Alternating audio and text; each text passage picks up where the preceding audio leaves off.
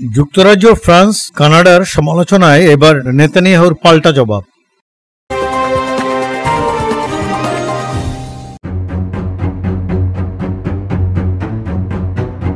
গাজার সামরিক অভিযানের বিরুদ্ধে কঠোর ভাষায় সমালোচনা করে যুক্তরাজ্য, ফ্রান্স ও কানাডা ইসরায়েলকে হুঁশিয়ারি দেওয়ার পর দেশটির প্রধানমন্ত্রী বেনিয়ামিন নেতানিয়াহু কড়া প্রতিক্রিয়া জানিয়েছেন।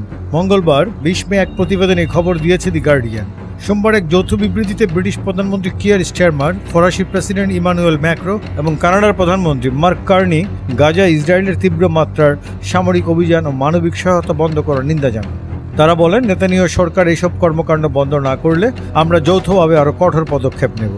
এই বিবৃতির প্রতিক্রিয়ায় নেতানিয়াহু তার অফিস থেকে এক বিবৃতিতে বলেন, এই বিবৃতি হামাসের জন্য বড় ধরনের পুরস্কার এবং এটি ইসরায়েলের বিরুদ্ধে 7 অক্টোবরের গণহত্যামূলক হামলার পর হামাসকে আরও উৎসাহিত করবে।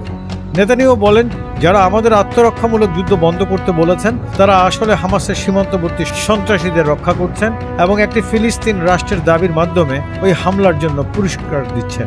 তিনি আরও বলেন, সব ইউরোপীয় নেতার উচিত প্রেসিডেন্ট ট্রাম্পের মতো ইসরায়েলের পাশে দাঁড়ানো। নেতানিয়াহুর ভাষ্য, এই যুদ্ধ শেষ হতে পারে আজই যদি বাকি জঙ্গিদের মুক্তি দেওয়া হয়, হামাস অস্ত্র ফেলে দেয়, তাদের নেতাদের নির্বাসনে পাঠানো হয় এবং গাজা নিরস্ত্রীকরণ হয়। কোনো রাষ্ট্রই এর চেয়ে কম কিছু মেনে নিতে পারবে না, আমরাও নয়। তিনি বলেন, এটি সভ্যতা বনাম বর্বরতার লড়াই। ইসরায়েল ন্যায়সঙ্গত উপায়ে আত্মরক্ষা অব্যাহত রাখবে যতক্ষণ না চূড়ান্ত বিজয় অর্জিত হয়। এরই মধ্যে গাজায় দুর্যোগপূর্ণ মানবিক পরিস্থিতির মধ্যে জাতিসংঘ সতর্ক করেছে যে আগামী 48 ঘন্টায় পর্যাপ্ত ত্রাণ না পৌঁছালে প্রায় 14,000 শিশু মৃত্যুর মুখে পড়তে পারে।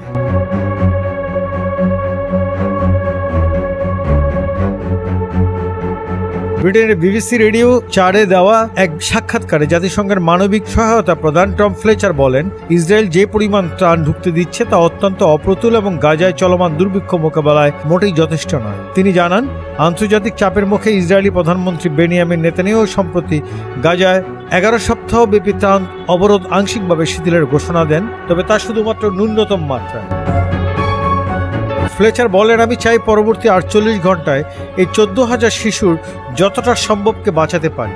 এই সংখ্যাটি কিভাবে নির্ধারিত হয়েছে এমন প্রশ্নে তিনি জানান, আমাদের শক্তিশালী মাঠ পর্যায়ের দল রয়েছে, যদিও তাদের অনেকেই নিহত হয়েছেন, তবু আমরা এখনও অনেককে মাঠে রেখেছি।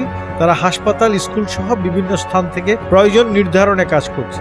জাতিসংঘের এই সতর্কতা আরও একবার গাজায় চলমান মানবিক বিপর্যয়ের গভীরতাকে সামনে নিয়ে এসেছে।